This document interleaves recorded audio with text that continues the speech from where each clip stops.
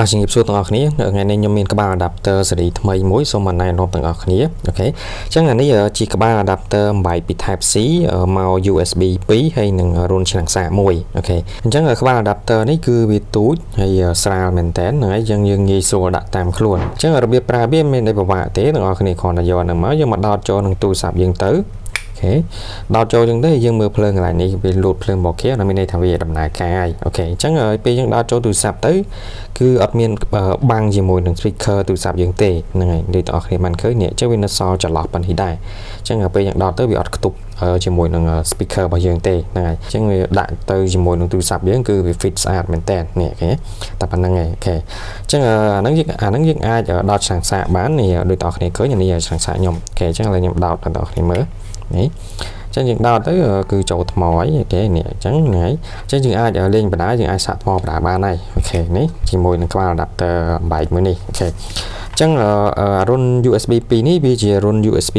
3.0 ហ្នឹងហើយវា copy data លឿនហ្នឹងហើយអញ្ចឹងក្បាលបែកហ្នឹងក៏យើងអាចប្រើជាមួយនឹង flash USB បានដែរគឺយើងអាចដោតទៅយើងអាច copy ទៅនៅ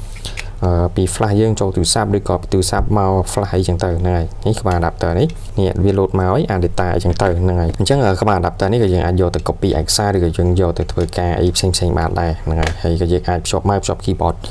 លេង GG My Pro ឬក៏លេង Roblox ឬក៏លេង Minecraft អីចឹងទៅហ្នឹងហើយនេះអូខេអញ្ចឹងឥឡូវខ្ញុំតេស្តជាមួយនឹង mouse និង keyboard ប្រភេទ wireless បងប្អូនគ្នាមើលអូខេអញ្ចឹងដល់ពេលយើងដោត keyboard wireless ហើយយើងដោត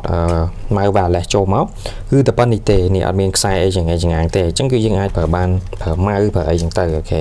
អញ្ចឹងខ្ញុំបើក mouse បន្តិចអូខេអញ្ចឹងដូចបងប្អូនគ្នាបានឃើញនេះគឺវីដេអូហើយនេះអញ្ចឹងគឺយើងដោតប្រភេទ mouse wireless ហើយនិង keyboard wireless អូខេអញ្ចឹងនេះ mouse ដើរនេះអូខេអញ្ចឹងឥឡូវខ្ញុំមកសាក keyboard wireless វិញអូខេអញ្ចឹងនេះ keyboard wireless ខ្ញុំឥឡូវខ្ញុំកាច់ទៅ wireless បន្តិចអូខេ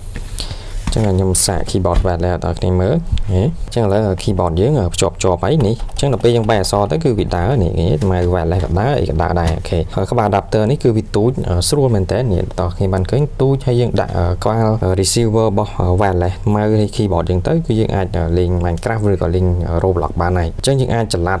យើងអាចយកទៅលេងនៅណាក៏បានដែរព្រោះអីយើងអត់មានប្រើខ្សែប្រើអីទេគឺយើងប្រើ wireless ទាំងអស់ហ្នឹងហើយអ្នកទាំងអស់គ្នាបានឃើញអញ្ចឹងបើសិនជាបងប្អូនទាំងអស់គ្នាត្រូវការអាចឆាតចូល TikTok ហើយនិង Telegram ខាងលើនេះបានបាទអរគុណច្រើនទាំងអស់គ្នាជំរាបលា